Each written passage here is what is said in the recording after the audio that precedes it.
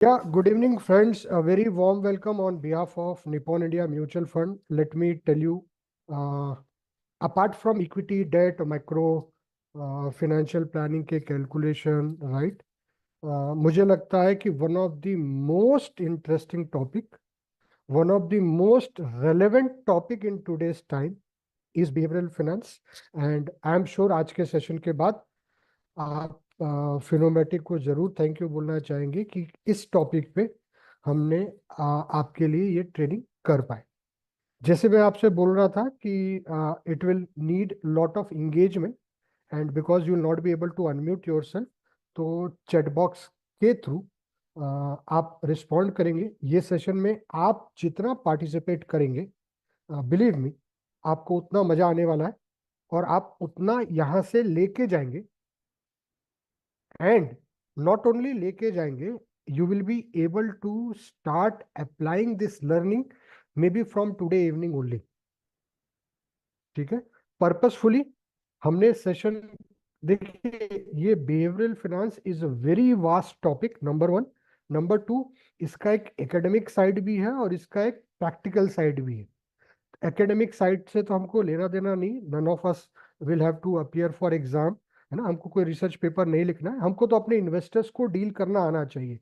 So what we have done is, हमने इसको जितना इजी, जितना सिंपल, जितना प्रैक्टिकल किया जा सकता था वो करने की कोशिश की है।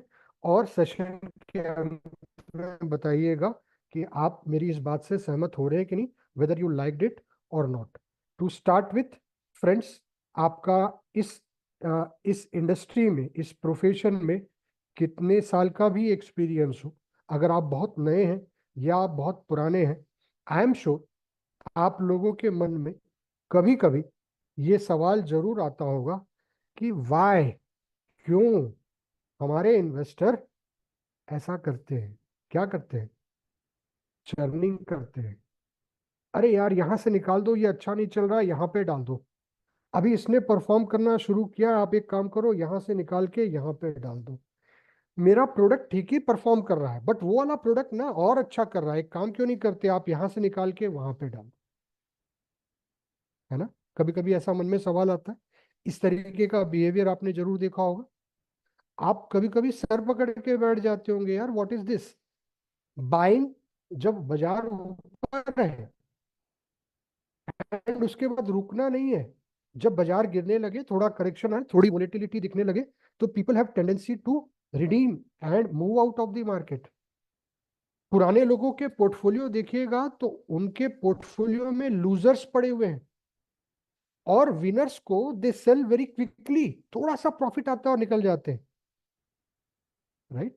निपॉन इंडिया ग्रोथ फंड आज 4,000 रुपए की एनएवी है, एक यूनिट का दाम 4,000 रुपया है। जर्नी स्टार्टेड एट 10 रुपीज, आज 4,000 रुपया है। 400 टाइम्स मल्टीप्लाई हुआ है। बट पॉइंट इज, कितने लोग वो 400 टाइम्स मल्टीप्लाई करने का पेशेंस रखते हैं। लोगों को तो 10 रुपए का 12 रुपया हो जाए या 12 रुपए का 15 रुपए हो जाए, and you will find many investors जो रिडीम करके प्रॉफिट बुक के निकलना चाहते हैं। We have seen many investors जिनका एक्सपेक्टेशन बिल्ड होता है, वो गलत एक्सपेक्टेशन बिल्ड होता है। We come across many investors जो अपने रिस्क एपेटाइट को इग्नोर करके अपने पोर्टफोलियो को बनवाना चाहते हैं। At times they become, they want a portfolio more riskier than their risk appetite, and at times इतने कंजर्वेटिव हो जाते हैं फिर उनको हाइब्रिड और डेट से भी डर लगने लगता, राइट। बहुत आश्चर्य लगेगा आपको कि सेम इन्वेस्टर डिफरेंट सिचुएशन में डिफरेंटली बिहेव करता है। क्यों हो, ऐसा क्यों होता है, राइट।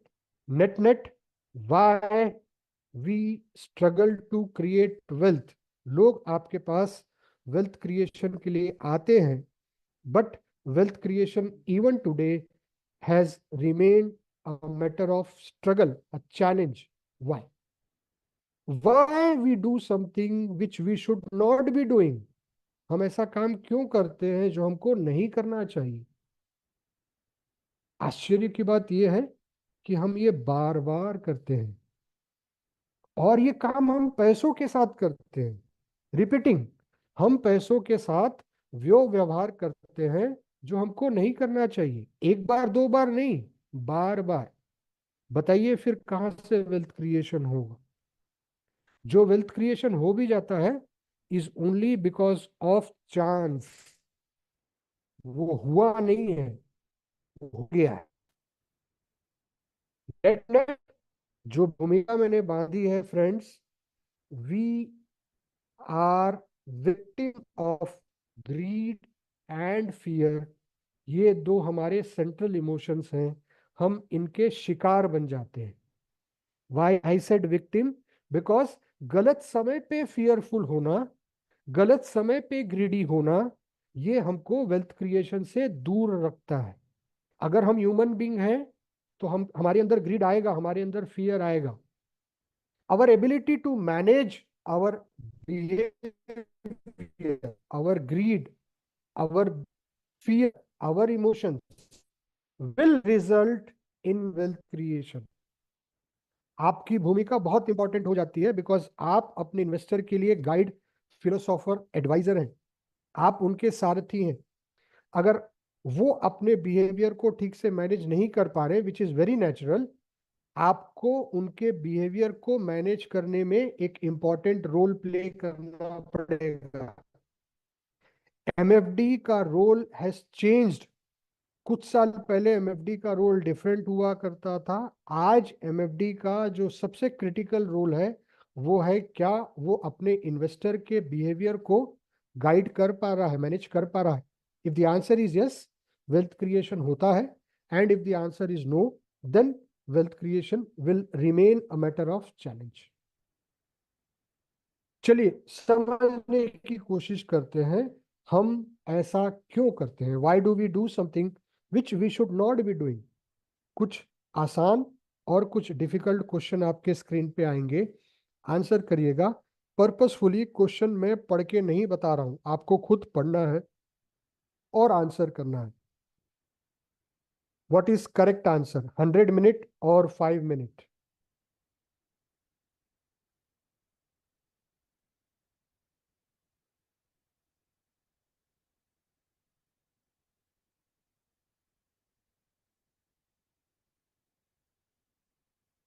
5 मिनट्स और 100 मिनट, सच दैट आप बैंडविड्थ का बढ़िया उपयोग कर पाए। मैं अपना वीडियो और ऑफ कर रहा हूँ, आपको बैंडविड्थ अच्छा यूटिलाइजेशन होगा, ऑडियो क्लियर आएगा। Waiting for the answer, 5 minutes, 100 minute, okay. Both can not be answer. Somen ji, Abhijeet ji ने 100 मिनट बोला है, पोरेल जी ने 5 मिनट बोला है, शंकु जी ने 5 मिनट बोला है, महतो जी ने 5 मिनट बोला है, अरूप दास जी 5 मिनट बोल रहे हैं। Thank you very much for your participation. I'll encourage everyone to participate. जितना पार्टिसिपेट करेंगे, बिलीव मी, आप उतना बेनिफिट लेंगे। 5 मिनट, 5 मिनट, तो इक्का दुक्का 100 मिनट छोड़ के majority of answer which I can see on chat box is 5 minutes. Okay, okay, stop. अभी और आंसर मत करिए। Let's go to second screen. और आपसे फिर कुछ पूछा जा रहा है, आपसे पूछा जा रहा है कि how long would it take for the patch to cover half the lake? इस तालाब को आधा भरने में कितना समय लगेगा? क्वेश्चन पढ़िए और आंसर करिए।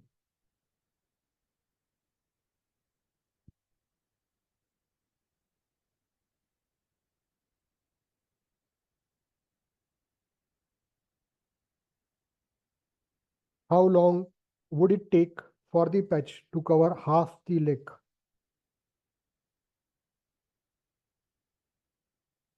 49 days, okay. 47, okay. Waiting for more answers.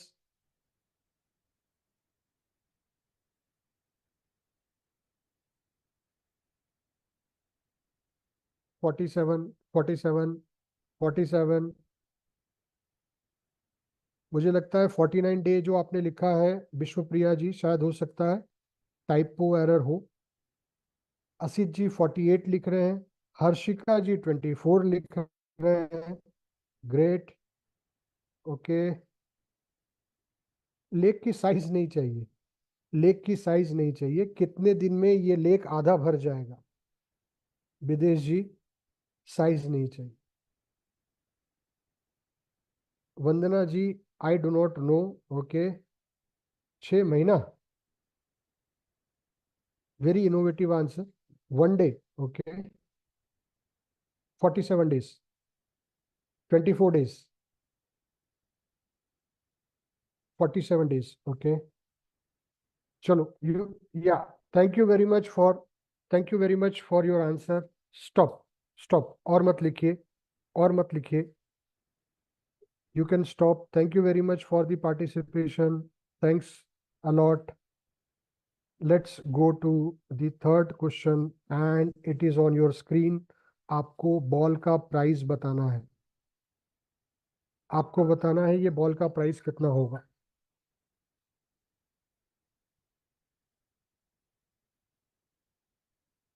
$105, okay.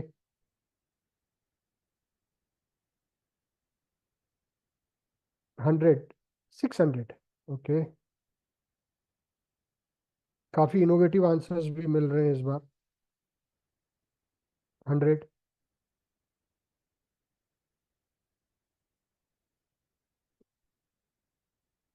100, 100, ठीक है जी। थोड़ा टाइम बचा लेते हैं। उम्मीद कर रहा हूँ कि, अच्छा, गोपाल मन्ना जी ने 50 बोला है, बाकी ज्यादातर लोगों ने 100 बोला है। 150 भी आया है एक आंसर, ठीक है। 600 भी एक आंसर आया था, ठीक है। चलो, शुभम नाथ जी 50 बोल रहे हैं, done. Thank you, you can stop, you can stop, thank you very much. अभी जो जो क्वेश्चन आपके स्क्रीन पे है, you will agree with me कि अगर ये मैथ्स का क्वेश्चन है तो मैथ्स का तो एक ही आंसर होता है, राइट। आप चैट बॉक्स में देख सकते हैं, बहुत विचित्र प्रकार के भी आंसर आए, वैरायटी वैरायटी के आंसर आए।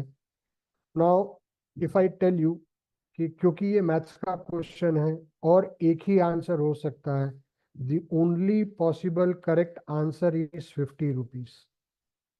50 छोड़ के इसका कोई आंसर नहीं हो सकता, राइट। वाई 50? पढ़िए नीचे क्या लिखा है। बैट और बॉल मिला के 1100 रुपया होना चाहिए। The bat cost 1000 rupees more than the ball. आप जो भी बॉल का प्राइस रखेंगे, बैट उससे 1000 रुपया महंगा होगा। जो पॉपुलर आंसर था 100, अगर आपने 100 रुपीज बॉल का प्राइस रखा है तो बैट आपको 1000 रुपया महंगा, मतलब 1100 रखना पड़ेगा। 1100 और 100 करेंगे तो ये 1200 हो जाएगा, which is not the right approach. Bat और बॉल मिला के तो 1100 होना चाहिए था। अगर हम बॉल को 50 रुपए रखते हैं, बैट 1000 रुपया महंगा होगा, मतलब 1050 का होगा। 1050 प्लस 50 इज इक्वल टू 1100। यही तो क्वेश्चन था। फ्रेंड्स ध्यान से सुनिएगा, जब आपने ये आंसर देख लिया है, समझ लिया है कि 50 इज करेक्ट आंसर, अब आपके मन में ये चल रहा होगा, यार बहुत इजी क्वेश्चन था, इट वॉज डैम इजी, इतना इजी क्वेश्चन था, राइट। बट हुआ क्या, इस इजी क्वेश्चन को आंसर करने के समय ब्रेन ने ब्रेन ने आपके साथ साथ नहीं दिया। कैलकुलेट करके सही आंसर देना ब्रेन का काम था, बट ब्रेन ने कैलकुलेट नहीं किया। ब्रेन ने आपको इंट्यूटिव आंसर दिलवाया, एंड इंट्यूशन से 100 रुपीज करेक्ट लगता है। ब्रेन जिसकी ड्यूटी थी कि वो कैलकुलेट करता और आपको करेक्ट आंसर दिलवाता, उसने कैलकुलेट नहीं किया। उसने आपसे एक शॉर्टकट मेथड से, इंट्यूशन से एक आंसर करवाया जो बाद में गलत हो गया। 100 is a wrong answer. Brain को मेहनत करना अच्छा नहीं लगता है, वेयर एवर पॉसिबल, जब जब संभव होगा, ब्रेन विल टेक शॉर्टकट्स और आपको वो आंसर दिलवाएगा। ब्रेन के शॉर्टकट लेने को साइकोलॉजी में मेंटल यूरिस्टिक्स नाम दिया गया है, right. When brain is not active, fully active नहीं है, शॉर्टकट तरीके से आपको आंसर दिलवा रहा है, we call brain is in heuristic mode, right. Process को मेंटल यूरिस्टिक्स बोला गया। याद है जब आपको बहुत इजी क्वेश्चन पहला दिया गया विजेट वाला, तो आप में से 99% लोगों ने सही आंसर दिया। 99% लोगों ने सही आंसर दिया। इनफैक्ट एक आध लोगों को छोड़ दें तो सबने सही आंसर दिया 5 मिनट। जब आपसे ये लेक वाला क्वेश्चन पूछा गया तो कुछ 5-10% को छोड़ के बाकी सब लोगों ने करेक्ट आंसर दिया। और फिर जब थोड़ा सा डिफिकल्ट क्वेश्चन आपके सामने डाला गया, जहां पे थोड़ी सी गुगली थी कैलकुलेशन में, ब्रेन ने बोला मुझे कैलकुलेट नहीं करना है, आप एक काम करो, इंट्यूशन से 100 रुपीज ठीक लग रहा है, ये आंसर दे दो। आपने 100 रुपीज का आंसर दिया which was a wrong answer. Basically आप ऐसे मान सकते हैं कि हमारे अंदर दो तरीके का थिंकिंग सिस्टम है, system 1 thinking, system 2 thinking. System 1 thinking जैसे कि अभी हुआ, जनरली इसको बोलते हैं जब हम शॉर्टकट लेते हैं, it is instinctive, it is very quick. आपने ध्यान दिया होगा, जैसे ही मैंने स्क्रीन पे क्वेश्चन डाला आंसर आने शुरू हो गए, राइट।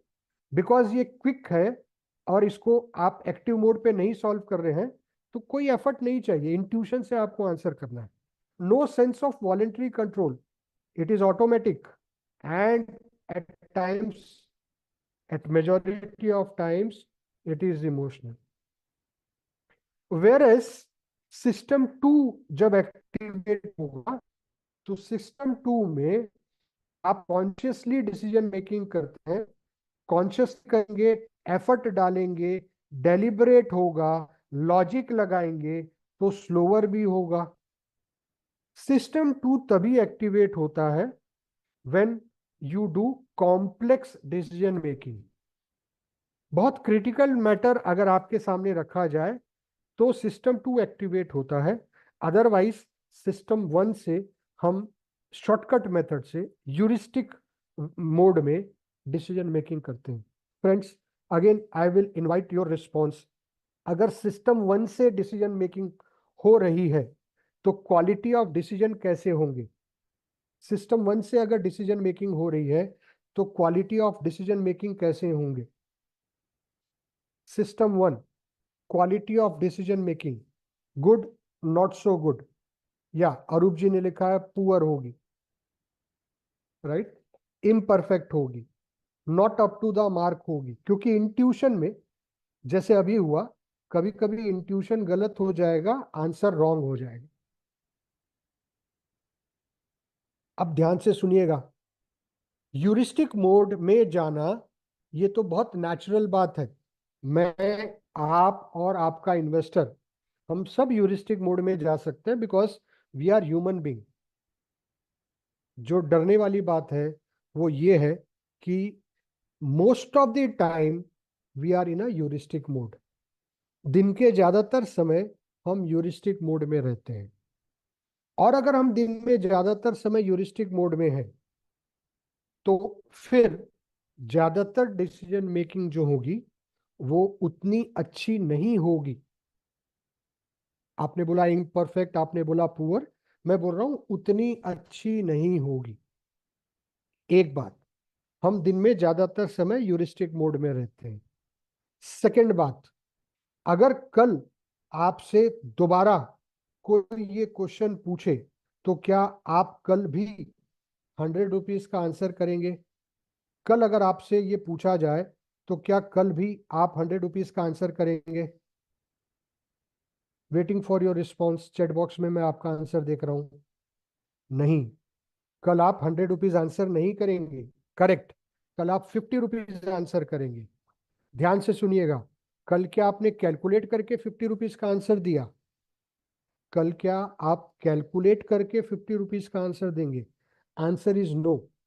कल भी आप आज की मेमोरी को याद करते हुए कल 50 रुपीज का आंसर दे देंगे, कल भी कैलकुलेट नहीं करेंगे।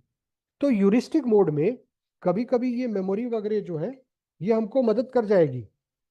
एंड जब हम सिस्टम वन थिंकिंग कर रहे हैं ना, not always it will be wrong, but जब नई बात हमारे सामने रखी जाएगी तब हमसे डिसीजन मेकिंग जो होगी उसकी क्वालिटी पुअर हो जाएगी, ये आप मान के चल सकते हैं। विथ दिस इन बैकड्रॉप कि यूरिस्टिक मतलब ब्रेन का शॉर्टकट लेना, हम दिन में ज्यादातर समय यूरिस्टिक मोड में रहते हैं और यूरिस्टिक मोड में हमारी डिसीजन की क्वालिटी उतनी अच्छी नहीं होगी। ये तीन बातों को याद में रखते हुए हम आगे बढ़ रहे हैं, बिकॉज जब हम आगे बढ़ेंगे तो इन बातों के बैकड्रॉप से चीजों को समझने की कोशिश करेंगे। हमारे एक मित्र हैं, सत्येंद्र नाम है उनका, और वो म्यूचुअल फंड में अपने रिटायरमेंट के लिए, जो कि 14 साल बाद आएगा, इन्वेस्टमेंट करने का सोच रहे हैं। अपने लेवल पे कुछ रिसर्च वगैरह कर रहे हैं, ऑलरेडी चीजों को देख रहे हैं, समझ रहे हैं, कुछ चीजों को ट्रैक भी कर रहे हैं। ठीक है, म्यूचुअल फंड में इन्वेस्टमेंट करेंगे, रिटायरमेंट के लिए करेंगे, 14 साल बाद रिटायरमेंट आएगा। मीन टाइम सत्येंद्र की नजर में एक स्टॉक आया है जिसका नाम बेस्टाइड इंडस्ट्री है। ये स्टॉक पिछले 2-3 दिनों से अपर सर्किट में चल रहा है। ये स्टॉक पिछले 2-3 दिनों में अपर सर्किट में रहा है। आपसे सवाल ये है कि सत्येंद्र, अच्छा, सत्येंद्र को ये भी जानकारी मिली कि यार ये बेस्टाइड इंडस्ट्री कोई एक म्यूचुअल फंड स्कीम है, हाइपोथेटिकल नाम दे देते हैं स्कीम ए। उस स्कीम ए के पोर्टफोलियो में बेस्टाइड इंडस्ट्री स्टॉक का एक्सपोजर है। 1.6% पोर्टफोलियो बेस्टाइड इंडस्ट्री में लगा हुआ है। वही बेस्टाइड इंडस्ट्री जो 2-3 दिनों से अपर सर्किट में चल रहा है। फ्रेंड्स, मैं आपसे पूछूंगा, सत्येंद्र जब एप्लीकेशन भरेंगे तो वो स्कीम ए में डालेंगे जिसमें बेस्टाइड इंडस्ट्री था, इसकी संभावना ज्यादा है, या वो दूसरी कोई स्कीम में डालेंगे जिसमें बेस्टाइड इंडस्ट्री हो भी सकता है, नहीं भी हो सकता? क्योंकि सत्येंद्र की नजर में बेस्टाइड इंडस्ट्री का अपर स्टॉक लगना और एक स्कीम में 1.6% का होना, ये जानकारी सत्येंद्र को है। तो सत्येंद्र जब एप्लीकेशन भरेंगे, स्कीम ए में एप्लीकेशन डालेंगे या किसी और स्कीम में डालेंगे, संभावना कहां पे ज्यादा है? आपको ए या बी लिखना है। ए ए ए ए ए, ऑल ए। अभी तक जितने आंसर हैं मैं देख पा रहा हूं सब ए है।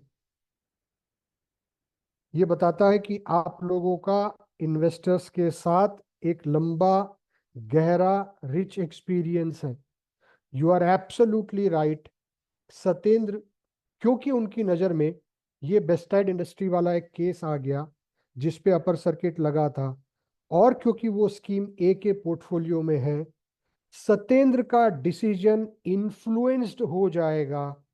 ध्यान दीजिएगा, सत्येंद्र का डिसीजन इन्फ्लुएंस्ड हो जाएगा और देर इज हाई लाइकलीहुड कि वो स्कीम ए में पैसा लगाएंगे। सत्येंद्र का ये बायस्ड बिहेवियर, सत्येंद्र का ये बिहेवियर, फ्लॉड बिहेवियर को साइकोलॉजी में रीसेंसी बायस का नाम दिया गया है। जिनके अंदर रीसेंसी बायस होगी, they put too much emphasis on recently gathered information। बस ये एक लाइन को ध्यान रखिए, जिनके अंदर रीसेंसी बायस ज्यादा होगा, डोमिनेट करेगा, वो रीसेंट घटनाओं को डिसीजन लेते समय जरूरत से ज्यादा महत्व देते हैं, इन्फ्लुएंस्ड हो जाते हैं और डिसीजन ले लेते हैं। वो बाकी घटनाओं को, बाकी डेटा को उतना वेटेज नहीं दे पाते हैं जो कि उनको देना चाहिए। अगर आप म्यूचुअल फंड की बात करें, म्यूचुअल फंड में हम शॉर्ट टर्म के परफॉर्मेंस देखते हैं, पिछले 3 महीना, 6 महीना, 1 साल का परफॉर्मेंस देखते हैं, बट हम लॉन्ग टर्म परफॉर्मेंस भी देखते हैं। हम अ, उसकी वोलेटिलिटी देखते हैं, हम पोर्टफोलियो की क्वालिटी देखते हैं, हम देखते हैं पोर्टफोलियो में क्या कॉल लिया गया है, हम एएमसी देखते हैं। कितनी सारी चीजें देखने के बाद वी डिसाइड कि हमको एक स्कीम में पैसा लगाना है या नहीं लगाना है। बट जिनके अंदर रीसेंसी बायस होगी, वो इतना सारा काम नहीं कर पाते हैं। याद है, ब्रेन को मेहनत करना अच्छा नहीं लगता है, तो ब्रेन शॉर्टकट ढूंढता है। यहाँ पे ब्रेन ने बोला यार अभी तो परफॉर्मेंस अच्छा चल रहा है ना, मतलब आगे भी अच्छा करेगा, इसमें पैसा डाल दो। I am sure with your rich experience you will agree with me कि ये अप्रोच तो बहुत अच्छी अप्रोच नहीं है। अच्छे इन्वेस्टर, अच्छे एडवाइजर लार्ज डेटा को एनालाइज करके, प्रोबेबिलिटीज और बहुत सारे फैक्टर्स को देखने के बाद एक अच्छा साइंटिफिक डिसीजन लेते हैं। बट जिनके अंदर रीसेंसी होगी, वो ये सारा काम नहीं कर पाते हैं। फ्रेंड्स, रीसेंसी बायस लोगों से 4 भयंकर गलतियां करवाता है। 1, बिकॉज ऑफ रीसेंसी इन्वेस्टर वो पैटर्न को बना के उनको एक्स्ट्रापोलेट करते हैं। जैसे अगर आपने किसी इन्वेस्टर को ये हाईलाइट किया कि पिछले 3 महीने में ये स्कीम की एनएवी 10% भाग चुकी है। अब 3 महीने में 10% की एनएवी का बढ़ना, अगर इसको आप एक्स्ट्रापोलेट करें तो साल का 40% होता है। 3 महीने का 10% मतलब साल का 40%। रिसेंसी इस तरीके के रॉन्ग एक्सपेक्टेशन सेट करवाती है। दे एक्स्ट्रापोलेट पैटर्न्स, एंड जब एक्स्ट्रापोलेट करने के बाद जो नंबर आता है वो कभी कभी इम्प्रैक्टिकल सा होता है, right. Because of this thinking वो हिस्टोरिकल डेटा में भी एक छोटा सैंपल उठा के उसको एक्स्ट्रापोलेट करते हैं, रॉन्ग एक्सपेक्टेशन के साथ इन्वेस्टमेंट करते हैं, एंड देन उनका एक्सपीरियंस अच्छा नहीं होगा। अगर मैं आपसे पूछता, मैं समय बचा रहा हूं, अगर मैं आपसे पूछता कि इन्वेस्टर मार्केट के किस फेज में नए इन्वेस्टर म्यूचुअल फंड इंडस्ट्री में आते हैं, आप सब एक स्वर से आंसर करेंगे कि when market is at peak, market जब ऊपर जाता है तो नया इन्वेस्टर आता है, मार्केट जब करेक्ट होता है तो लोग म्यूचुअल फंड से रिडीम करके निकल जाते हैं। रिसेंसी का सेकंड इम्पैक्ट यही है, entering asset classes at wrong time and and up experiencing losses. Recency का तीसरा इंपैक्ट यह है कि because of recency investor fundamentals को नहीं देखते हैं। आज आपके पास जो चल के बिजनेस आ रहा है, जो इन्वेस्टर खुद फोन करके आपको बुला के बिजनेस दे रहे हैं, आई एम श्योर वो 1-2 सेक्टर फंड में और स्मॉल कैप में वो इन्वेस्टमेंट आ रहा होगा, राइट। ये जो स्मॉल कैप में इन्वेस्टमेंट आ रहा है, उस इन्वेस्टर को, या अगर वो सेक्टर में इन्वेस्टमेंट आ रहा है, उस इन्वेस्टर को अगर आप जाके बाकी फंडामेंटल्स हाईलाइट करने का कोशिश करेंगे, शायद आपको लगेगा कि इनका रिस्क एपेटाइट उतना नहीं है, या उनका काफी एक्सपोजर है सेक्टर में या स्मॉल कैप में, उनके हिसाब से उनको थोड़ा लार्ज कैप में आना चाहिए। आप अगर लार्ज कैप के वैल्यूएशंस के बारे में बताना शुरू करेंगे, रीसेंसी बायस की वजह से वो आपके इन फंडामेंटल्स को इग्नोर करेंगे and they would push you कि नहीं, आप तो स्मॉल कैप में ही पैसा लगा दीजिए। द फोर्थ मिस्टेक जो रिसेंसी करवाता है वो ये है कि इन्वेस्टर्स प्रॉपर एसेट एलोकेशन नहीं कर पाते हैं, राइट। उनका जिस एसेट क्लास में परफॉर्मेंस आ रहा है वो सारा पैसा उधर डालना चाहेंगे, और जहां पे अभी डाउनटर्न है या करेक्शन है वहां से वो बिल्कुल निकल जाना चाहिए।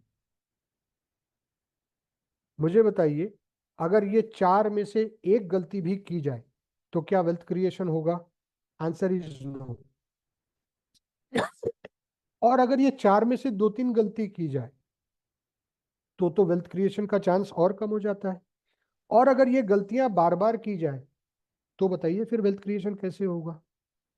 फिनेंशियल मार्केट में ये रिसेंसी बायस जो है वो इन्वेस्टर को कैसे अफेक्ट करता है? वो उनके परसेप्शन को डिस्टॉर्ट कर देता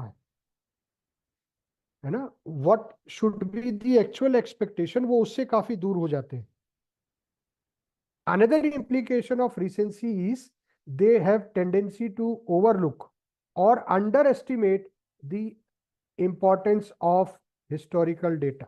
वो लॉन्ग टर्म हिस्टोरिकल डेटा नहीं देखेंगे, वो रिसेंट डेटा को ही बेस बना के डिसीजन मेकिंग कर देते। चैट बॉक्स में लिखिएगा, क्या आपके पास ऐसे इन्वेस्टर्स हैं जिनके अंदर आपने रीसेंसी बायस ऑब्जर्व किया है? डू यू हैव इन्वेस्टर्स जिनके अंदर आपने रीसेंसी बायस ऑब्जर्व किया है? करेक्ट, काफी लोगों ने यस लिखा है। वेरी प्रिवेलेंट बायस ज्यादातर लोगों के अंदर मिलेगा। और फ्रेंड्स, बहुत खतरनाक बायस है, बिकॉज रिसेंसी की वजह से हम वेल्थ क्रिएट नहीं कर पाएंगे, हम ऑप्टिमम वेल्थ नहीं क्रिएट कर पाएंगे। तो वेरी इंपॉर्टेंट कि आप इन्वेस्टर को वो रिसेंसी को न्यूट्रलाइज करने में मदद करें, right. Diversification is good way of dealing with recency, asset allocation is good way of dealing with recency, धीरे धीरे awareness is good way of dealing recency. चलो, रिसेंसी याद रखिएगा। वी आर मूविंग टू, देखिए क्या लिखा है, mitigating the influence of recency requires awareness and discipline, right. Gradually, धीरे धीरे आपको अपने इन्वेस्टर्स को गाइड करना है। एक और फ्रेंड की बात करते हैं, सुमन नाम है इनका। उनको लगता है इस साल इक्विटी मार्केट अच्छा करेगा। उनका ये मानना है कि मिड कैप और कुछ सेक्टर लाइक मैन्युफैक्चरिंग सर्विसेज वगैरह बहुत अच्छा करेंगे। सुमन सुबह सुबह इंटरनेट सर्फिंग कर रहा था एंड सुमन के स्क्रीन पे दो हेडलाइन पॉपअप करती है।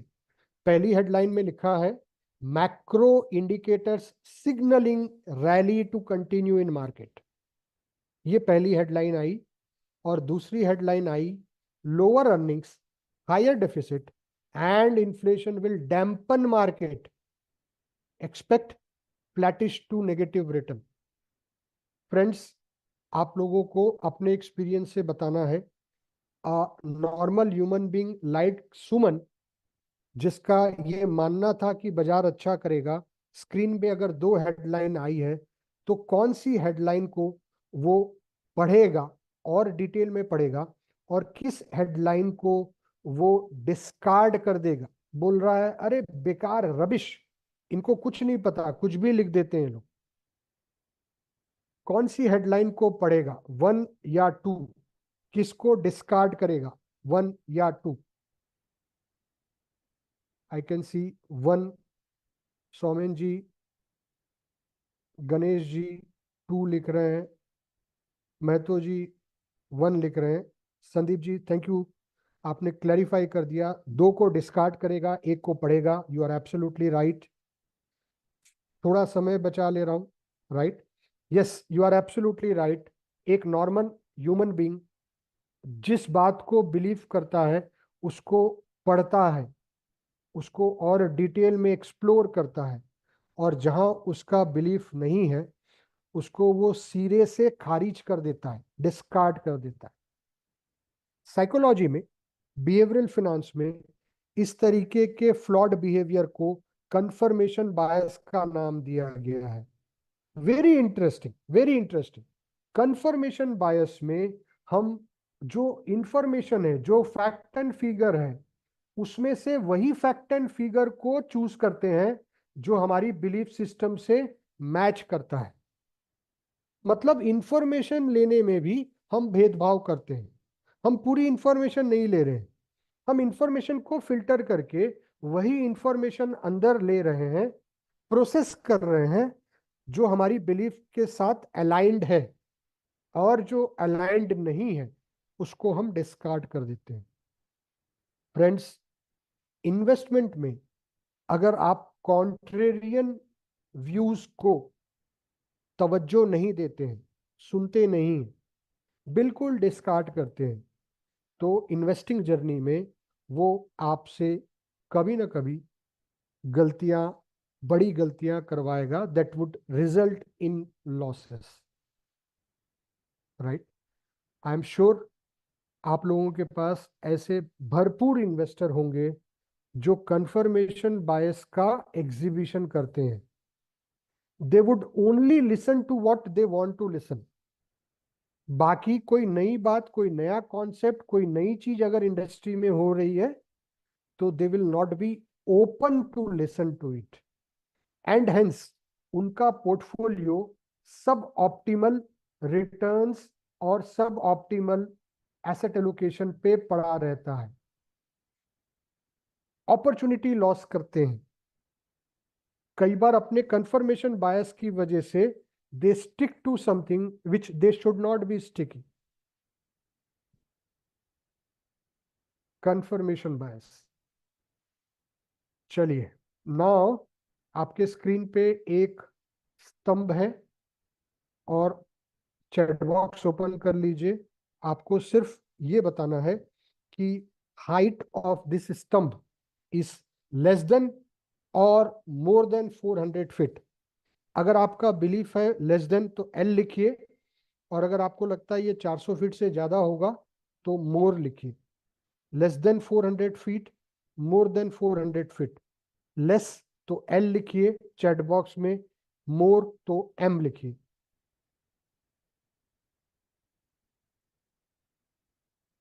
अभी तक मिक्स है एल और एम का।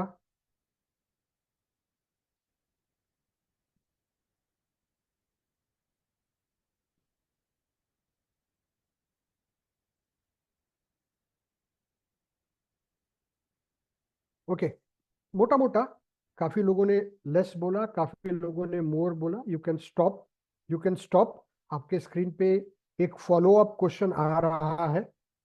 फॉलो अप क्वेश्चन ये है कि अगर आपने लेस बोला था तो नंबर्स में बताइए कितना फिट है, अगर आपने मोर बोला था तो नंबर में बताइए कितना फिट है। अब की बार आपको इस स्तंभ की हाइट फीट्स में बतानी है। अगर लेस बोला था तो कितना, मोर बोला था तो कितना।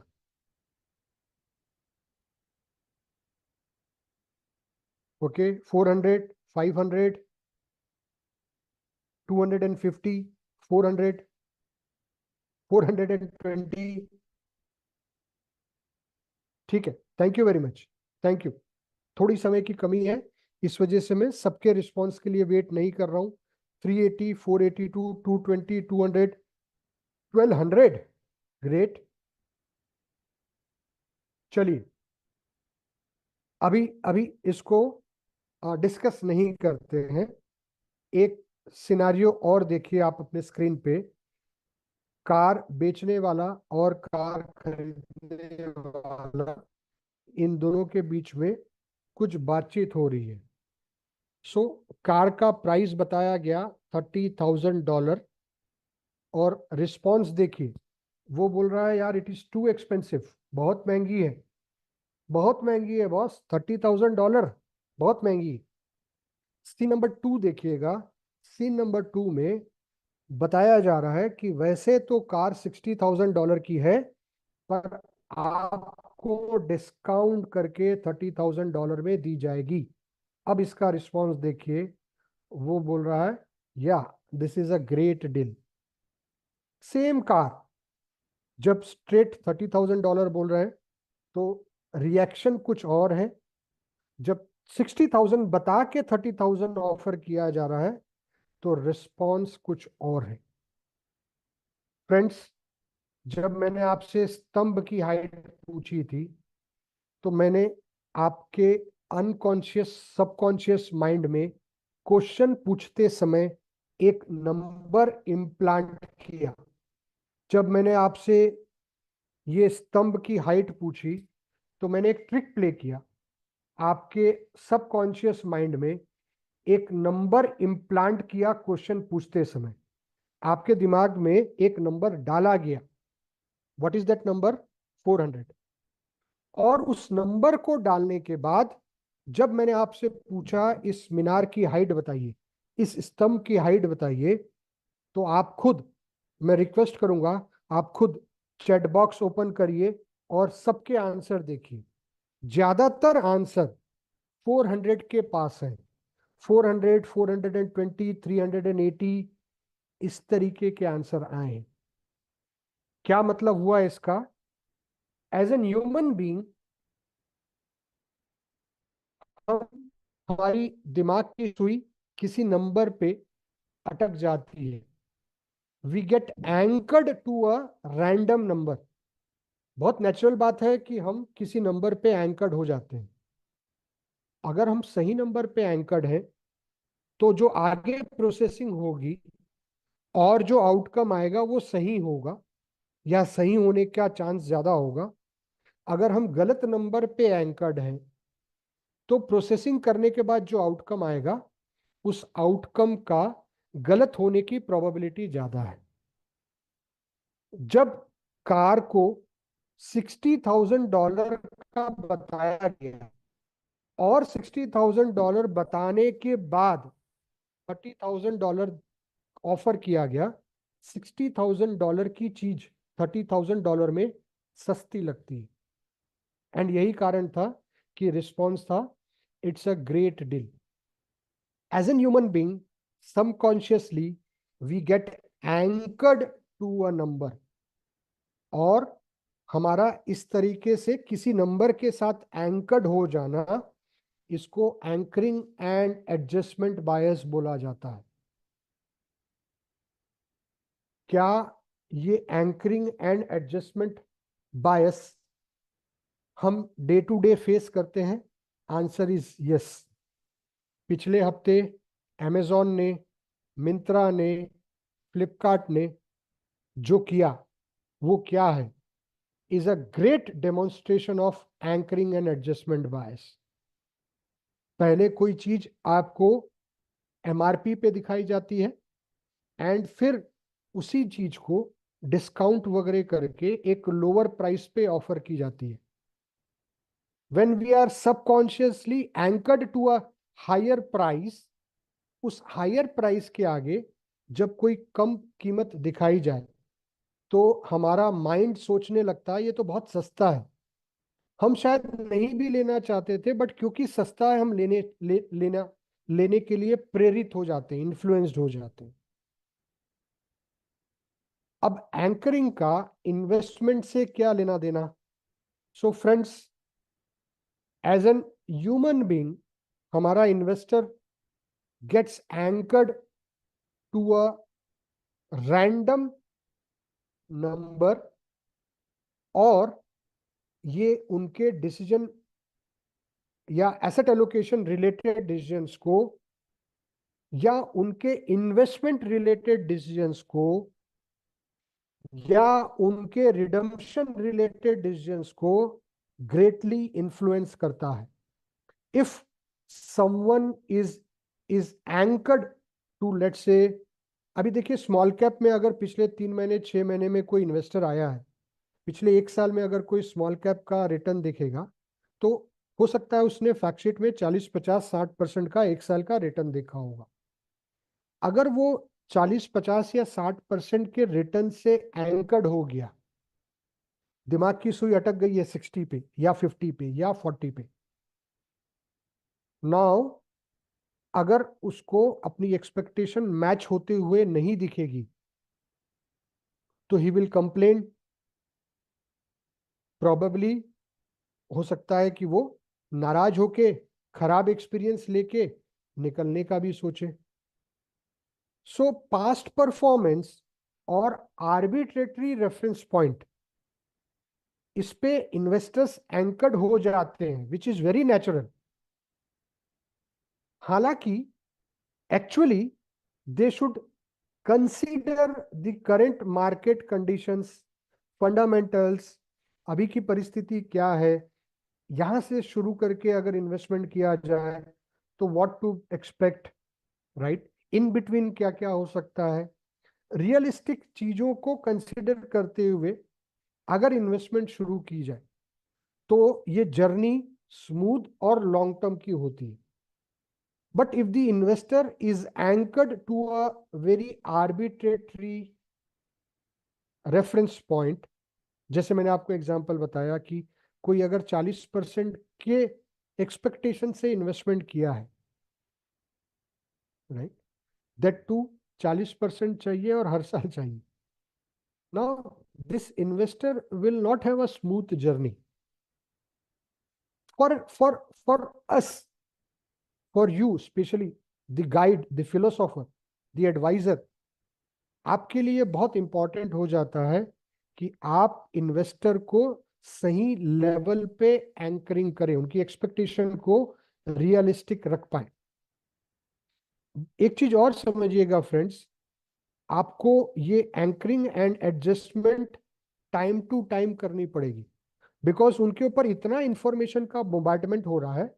अगर आप ये सोचते हैं कि एक बार मैंने उनकी एंकरिंग कर दी थी, एक बार मैंने उनको बता दिया था कि लॉन्ग टर्म में आप 12-13% का रिटर्न एज्यूम करिएगा, अगर आपने एक बार बता दिया और आप सोचते हैं कि बस मेरा काम हो गया, देन नो, आपको ये expectation time to time set करनी पड़ेगी, बिकॉज उनके ऊपर में फ्रेश इंफॉर्मेशन का बोmbardment रोज हो रहा है।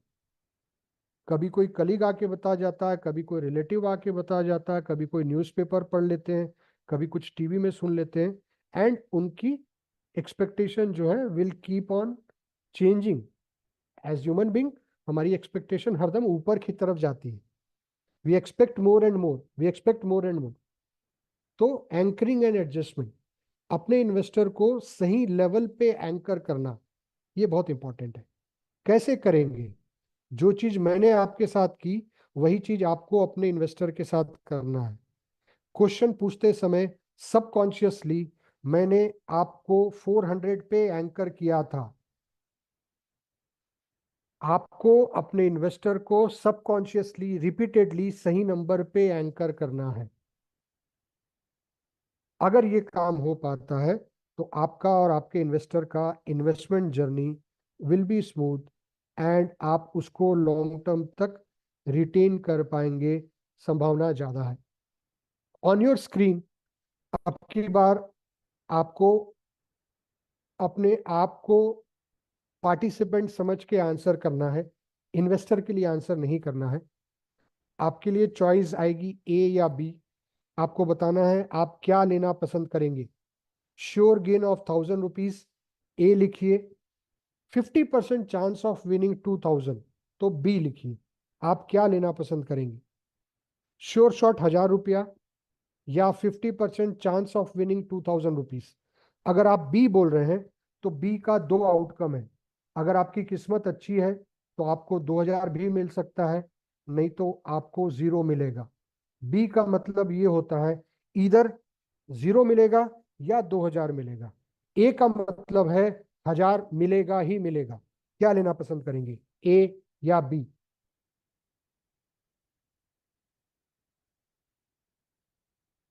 ग्रेट,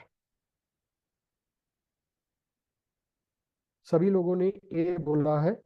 गणेश जी ने बी बोला है।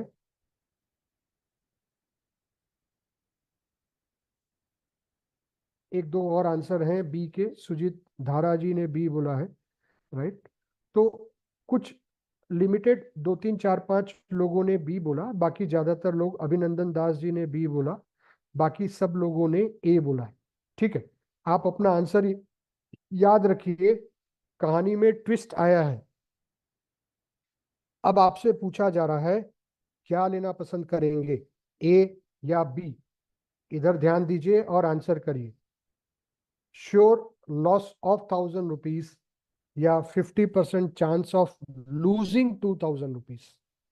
बी लेने का मतलब है या तो 2,000 का नुकसान होगा, या किस्मत अच्छी है तो कोई नुकसान नहीं होगा।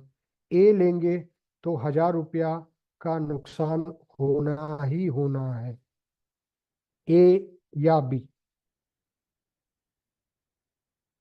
बहुत बढ़िया, बहुत बढ़िया। Not a single A, all B, everyone is B. ठीक है, ठीक है। बहुत ध्यान से सुन लीजिए, बहुत ध्यान से सुन लीजिए, बहुत ध्यान से सुन लीजिए। जब आप ए की जगह बी ले रहे हैं, जब आप ए की जगह बी ले रहे हैं, दोनों ही केस में ए की जगह बी ले रहे हैं, B is riskier option. Do you agree with this? B में आप ज्यादा रिस्क ले रहे हैं, चाहे ये वाला सीन हो या ये वाला सीन हो, बी में आप ज्यादा रिस्क ले रहे हैं। Do you agree with this? B का मतलब ज्यादा रिस्क होता है। Do you agree with this?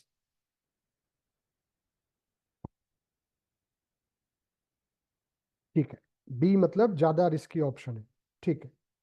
अब आप मुझे बताइए, अब आप मुझे बताइए, आप में से काफी लोग, आप में से बड़ी मेजॉरिटी के लोग पहली बार ए बोले थे और दूसरी बार आपने बी बोला। पहली बार इस क्वेश्चन में आपने ए बोला था और इस क्वेश्चन में आपने बी बोला। आप आपका व्यवहार ए से बदल के बी हो गया। आपका व्यवहार, इसमें आप रिस्क नहीं लेना चाहते थे और टू में आप रिस्क लेना शुरू कर दिए। Am I right? आप में से मेजॉरिटी लोग क्वेश्चन वन में रिस्क नहीं लेना चाहते थे, क्वेश्चन टू में आप में से ज्यादातर लोग, इनफैक्ट 100% लोग रिस्क लेना शुरू कर दिए। Am I right? क्या मैंने जो बोला सही है? A is not risky, B is risky. ओलंपिक आईएचजी ए के मुकाबले बी रिस्की ऑप्शन है दोनों ही केस में। अब मुझे बताइए, अगर आप क्वेश्चन नंबर टू में ज्यादा रिस्क ले रहे हैं, हु मोटिवेटेड यू? आपको किसने रिस्क लेने के लिए पुश किया, मोटिवेट किया? आप क्यों क्वेश्चन बी में ज्यादा रिस्क ले रहे हैं? क्वेश्चन टू में आप ज्यादा रिस्क क्यों ले रहे हैं? Who motivated you? Who motivated you to take more risk in question two? Yes no नहीं है Sandeep ji. Who motivated you to take risk? Self. Okay, number. Okay,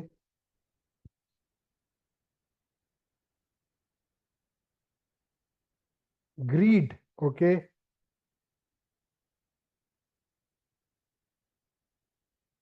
अच्छा, रेखा जी ने लिखा है यू। नहीं, मैंने कुछ नहीं किया। Brain, perception. बहुत बढ़िया। गोपाल मन्ना जी लिखते हैं chance of no loss. Mind, Mahato ji ने लिखा है। मनी लॉस, विश्वप्रिया जी ने लिखा है माइंड। ओके, ठीक है। यू आर मोर और लेस क्लोज। हाँ, किशोर जी लिख रहे हैं कुछ लॉस लेना। बहुत बढ़िया। बहुत ध्यान से मेरी बात सुन लीजिए, मेरी बात ध्यान से सुन लीजिए। दुनिया में किसी को भी लॉस पसंद नहीं है। ना मुझे पसंद है, ना आपको पसंद है, ना आपके इन्वेस्टर को पसंद है।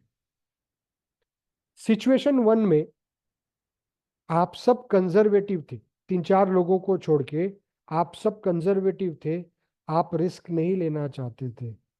सिचुएशन टू में आप सब रिस्क लेना शुरू किए, बिकॉज लॉस किसी को पसंद नहीं है। हर कोई लॉस से बचना चाहता है, और आपने सिचुएशन 2 में लॉस से बचने के चक्कर में ज्यादा रिस्की ऑप्शन को चूज किया। सिचुएशन 2 में आपने लॉस से बचने के चक्कर में ज्यादा रिस्की ऑप्शन को चूज कर लिया। ज्यादा रिस्की ऑप्शन को चूज करने का मतलब क्या था? अगर आपका दिन अच्छा नहीं होगा तो 2000 का भी तो लॉस हो सकता है, या तो 0 का लॉस होगा या 2000 का लॉस होता है। मुझे बताइए, चलिए एक केस और डिस्कस करते हैं, राइट? एक केस और डिस्कस करते हैं। एक डे ट्रेडर एक डे ट्रेडर, पुराना जमाना था ना जब लोग स्टॉक ब्रोकर के यहाँ आते थे, डे ट्रेडर, राइट? तो एक डे ट्रेडर सुबह 9:30 बजे 50,000 रुपया लेके एक स्टॉक ट्रेडर की ऑफिस में आता है। 9:30 बजे से 2:30 बज गया है, वो 50,000 में 40,000 रुपीज लॉस कर चुका है। 9:30 से 2:30 हो गया, ही हैज लॉस्ट 40,000 रुपीज। 50,000 रुपया लेकर आया था, 10,000 रुपया बचे हैं, और मार्केट को क्लोज होने में 1 घंटा है। आप मुझे बताएंगे, ये डे ट्रेडर इस 1 घंटे में जो सौदे लगाएगा वो रिस्कियर सौदे होंगे या कंजर्वेटिव डिफेंसिव सौदे होंगे? ये डे ट्रेडर बचे हुए 1 घंटे में जो सौदे लगाएगा वो रिस्कियर सौदे होंगे या कंजर्वेटिव सौदे होंगे? ही हैज लॉस्ट 40,000 रुपीज, 10,000 रुपए बचे हैं, बाजार बंद होने में 1 घंटा है। वो कैसे सौदे लगाएगा? कैसे सौदे लगाना चाहिए ये क्वेश्चन नहीं है। एक नॉर्मल ह्यूमन बिहेवियर क्या होगा, वो कैसे सौदे लगाएगा? I can see conservative 2 answer, I can see risky as majority of answer. I also believe कि एक नॉर्मल ह्यूमन बींग, क्योंकि वो 40,000 रुपए का लॉस कर चुका है, संदीप जी उसका रिस्क एपेटाइट है, इसलिए 50,000 रुपया लेके डे ट्रेडिंग कर रहा है। उससे उसके रिस्क एपेटाइट का आइडिया लगा लीजिए, राइट? एक एक डे ट्रेडर जो 40,000 रुपया नुकसान कर चुका है, बचे हुए 1 घंटे में रिस्कियर सौदे लगाएगा, एंड रिस्की सौदे लगाने के पीछे उसका ऑब्जेक्टिव ये है कि वो 40,000 रुपए के लॉस को रिकवर कर ले। Do you agree with this? वो रिस्की सौदे इसलिए लगाएगा सो दैट वो एक्सपेक्ट कर रहा है कि अगर उसका उसका एक आध सौदा ठीक चल जाए तो वो 40,000 रुपए के लॉस को रिकवर कर ले। करेक्ट, आप यस बोल रहे हैं। अब ध्यान से मेरी बात सुनिए। अगर अगर दिन में मैं 40,000 रुपये नुकसान कर चुका हूं, मैं जहां पे भी सौदे लगा रहा हूं मुझे लॉस हो रहा है, ऐसे परिस्थिति में एक समझदार आदमी को क्या करना चाहिए? मैं जहां भी पैसे लगा रहा हूं वहां नुकसान हो रहा है, it's not my day today, मेरी स्ट्रेटेजी गलत जा रही है, मेरे कॉल गलत जा रहे हैं। मैं सुबह 9:30 से 2:30 बजे तक 40,000 रुपये ऑलरेडी नुकसान कर चुका हूं। एक समझदार इंसान को क्या करना चाहिए? एक समझदार इंसान को क्या करना चाहिए? Redmi 9 prime, yes, protect money, जो पैसा बच गया है उसको संभाल लेना चाहिए, उस 10,000 रुपए को बचा लेना चाहिए। शुभा जी लिख रही है क्विट करना चाहिए। सुजीत जी लिख रहे हैं मार्केट से निकल जाना चाहिए। एच गौरी जी लिख रहे हैं स्टॉप करना चाहिए। You are all right. एक समझदार इंसान को क्या करना चाहिए? आपने बिल्कुल सही आंसर दे दिया कि उसको अपने लॉस को प्रोटेक्ट कर लेना चाहिए, जो बचा हुआ पैसा है कम से कम वो संभाल ले। वो जो आखिरी के 1 घंटे में रिस्क ले रहा है वो ठीक अप्रोच है या रॉन्ग अप्रोच है? लास्ट 1 घंटे में ज्यादा रिस्क लेने का अप्रोच ठीक है या रॉन्ग अप्रोच है? Right approach, wrong approach?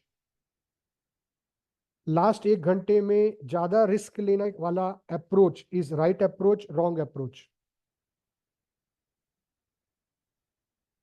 Wrong approach, wrong approach, wrong approach.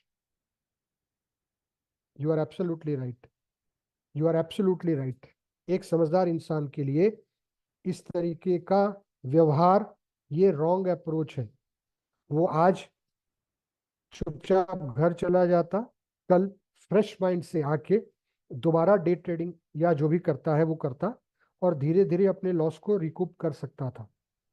But वो जो आज उसने 40,000 का लॉस किया है, दैट लॉस, वो लॉस उसके दिमाग में इतना तांडव कर रहा है कि instead of protecting his money, instead of quitting today, he will take riskier bet, and वो जो 10,000 रुपया है वो भी हार जाएगा। Do you agree with this? वो 10,000 रुपया भी हार जाएगा। देर इज हाई प्रोबेबिलिटी कि वो 10,000 रुपया भी हार जाएगा। Do you agree with this? Correct, correct. इस बात की संभावना ज्यादा है कि वो 10,000 रुपया भी हार जाएगा। बस, या थैंक यू। एक सेकंड के लिए रुक जाइए, बस एक सेकंड के लिए रुक जाइए, एक सेकंड के लिए रुक जाइए। लॉस की वजह से ज्यादा रिस्क लेना डे ट्रेडर के केस में आपका क्या सुझाव था? लॉस के केस में ज्यादा रिस्क लेना डे ट्रेडर के मामले में आपने रॉन्ग अप्रोच बोला था ना? आपने रॉन्ग अप्रोच बोला था ना? जब आप यहाँ पे बी ले रहे हैं, जब आप यहाँ पे बी ले रहे हैं, जब आप लॉस को देख के ज्यादा रिस्कियर ऑप्शन ले रहे हैं, तो आप क्या कर रहे हैं? Getting my point? समझ रहे हैं जो मैं आपसे बोलना चाह रहा हूं? समझ रहे हैं हम कितना ज्यादा समय क्यों स्पेंड कर रहे हैं यहाँ पे? सबकॉन्शियसली हमारा दिमाग इन्फ्लुएंस्ड हो जाता है। वो लॉस के सिचुएशन में what is right, what is wrong, क्या करना चाहिए, उसको ये समझ में नहीं आता है। उसके बिहेवियर को, ये जो लॉस है, वो लॉस उसके बिहेवियर को डिक्टेट कर रहा है।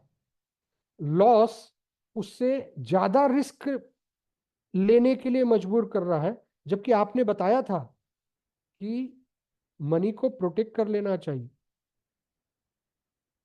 Right friends, this very strong phenomena जो आप अभी स्क्रीन पे देखें, दो एग्जाम्पल हमने डिस्कस किए, इसको हम लॉस एवर्जन के नाम से जानते हैं। जल्दी से समराइज कर ले। दुनिया में किसी को लॉस पसंद नहीं है।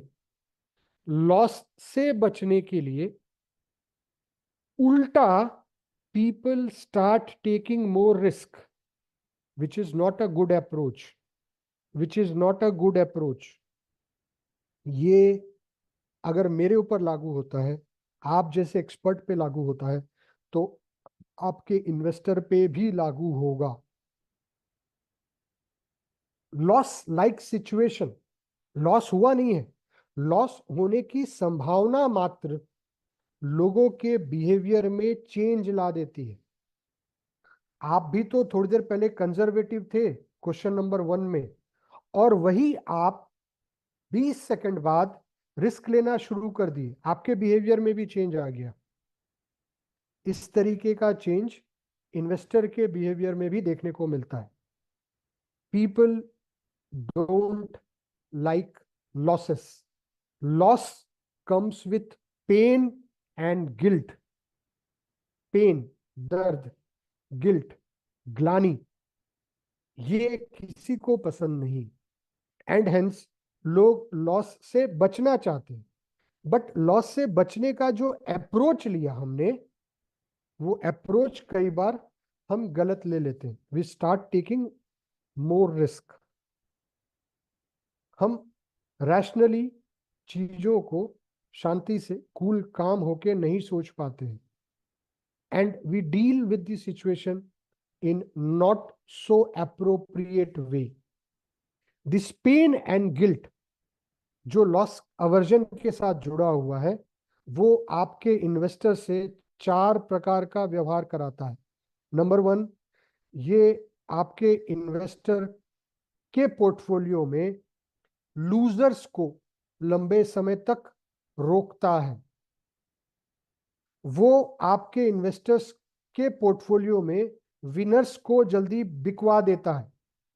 मन में डर है ना कि मार्केट गिरेगा तो जो प्रॉफिट दिख रहा है वो भी नहीं दिखेगा, hence they will tend to sell it quick. 12 का 15 हुआ, बेच दो। 12 का 25 और 25 का 50, ये वो नहीं देख पाते हैं। बाय द वे, 12 का 15 होना वेल्थ क्रिएशन नहीं है।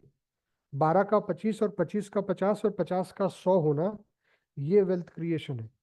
10 रुपए की एनएवी 8 अक्टूबर 1995 को आज 4,000 रुपए की एनएवी है। This is an example of wealth creation.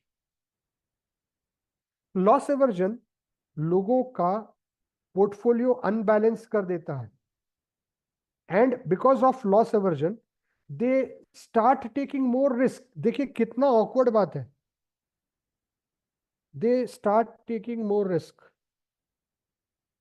एक तो अनबैलेंस्ड पोर्टफोलियो, ऊपर से they start taking more risk.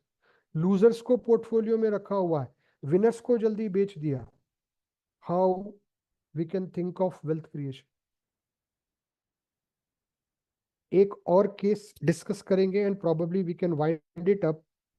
बड़ा इंटरेस्टिंग सा केस है। By the way, loss aversion याद रखिएगा, राइट। निधि एक इन्वेस्टर है। टिपिकली वो एफडीज और पोस्ट ऑफिस में इन्वेस्टमेंट करती थी। एक आप जैसे म्यूचुअल फंड डिस्ट्रीब्यूटर से उनकी मुलाकात हुई। डिस्ट्रीब्यूटर ने उनके उम्र, बैकग्राउंड को देखते हुए म्यूचुअल फंड में बैलेंस एडवांटेज और इक्विटी हाइब्रिड का एक पोर्टफोलियो बना दिया। पिछले 4.25 साल में निधि के पोर्टफोलियो ने 11.75 का CAGR अर्न किया है। जल्दी से चैट बॉक्स में लिखिए गुड, बैड, अगली, रिटर्न कैसा है। 4.25 साल का CAGR 11.75 का बैफ और इक्विटी हाइब्रिड, रिटर्न कैसा है। Good, return is good. Samsung SM, एक बार दोबारा कंसिडर कर लीजिए सर अपने आंसर को। बैफ और इक्विटी हाइब्रिड 4.25 साल 11.75 का CAGR। ज्यादातर लोग, इनफैक्ट 99.99% लोग गुड लिख रहे हैं। कहानी खत्म नहीं हुई है सर, सुनिए। मैडम निधि अपने 11.75 के परफॉर्मेंस से अभी खुश नहीं है, अब खुश नहीं है। शब्दों पे ध्यान दीजिएगा। अभी, अब मैडम 11.75 के परफॉर्मेंस से खुश नहीं है। सुनिए क्या बोल रही हैं। वो कह रही है, अपने MFD से कह रही है कि multi cap, mid cap, small cap जैसी स्कीम ने तो बहुत बढ़िया रिटर्न दिया है, तो आपने मेरे को बैफ और इक्विटी हाइब्रिड क्यों दिया, मेरा अपॉर्चुनिटी लॉस करवा दिया। निधि मैडम का ये बोलना है।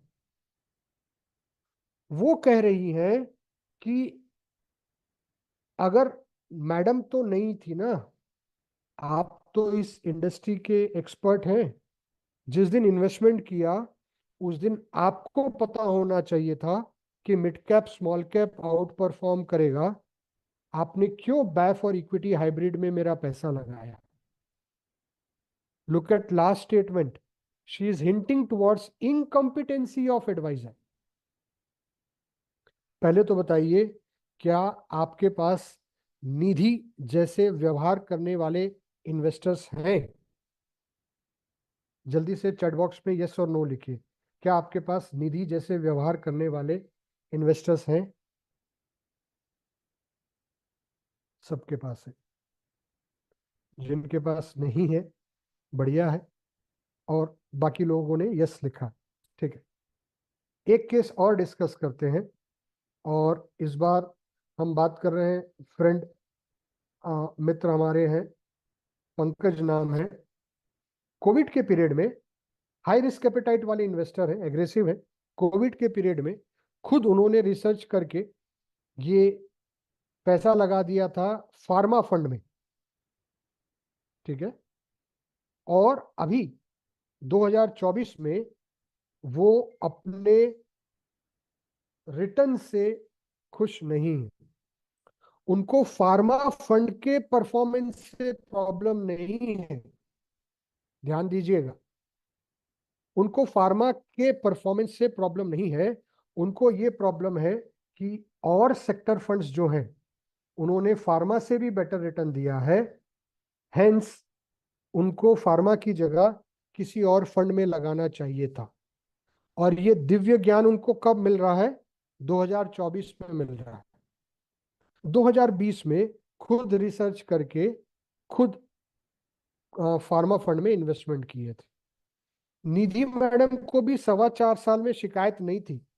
निधि मैडम की शिकायत अब आई है जब उनको पता चल रहा है कि मिड कैप स्मॉल कैप जैसी स्कीम ने ज्यादा रिटर्न दिया है।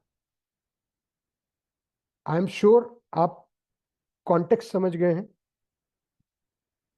इस तरीके के व्यवहार को, इस फ्लॉड बिहेवियर को we can explain through bias called hindsight bias. जिनके अंदर हाइंडसाइट बायस होगा वो इन तरीके के स्टेटमेंट का काफी उपयोग करते हैं। कब? घटना के घटने के बाद। घटना के घटने के बाद ये बोलना कि मुझे तो पता था, मैंने तो पहले ही बोला था, मैं तो पहले से जानता था, ये तो होना ही था, it was obvious, it was inevitable. ये सारे स्टेटमेंट घटना के घटने के बाद बोले जा रहे हैं। मैच जीतने के बाद ये बोलना कि ये टीम ही तो जीतने वाली थी, इसमें नई बात क्या है? हालांकि पूरे मैच में हाथ बांध के बैठे थे, नर्वस बैठे थे, पर मैच जीतने के बाद ये क्लेम करना कि मैच तो यही जीतने वाली थी, इस तरीके के बिहेवियर को हाइंडसाइट बायस बोला जाता है। ध्यान दीजिए, डेफिनेशन पे ध्यान दीजिए। People claiming that they accurately predicted before the event outcome happened. मुझे पहले से पता था। मैच खत्म होने के बाद ये क्लेम करना कि ये मैच जीतने ही वाली थी, ये टीम ही जीतने वाली थी, ये हाइंडसाइट बायस। हाइंडसाइट बायस ओवर कॉन्फिडेंस में ट्रांसलेट होता है। ओवर कॉन्फिडेंस की वजह से लोग हाई रिस्क लेते हैं और high risk ultimately poor decision making करवाता है और series of poor decision making wealth नहीं क्रिएट करने देंगे। Mutual fund investments are subject to market risk. Please read the offer document carefully before investing.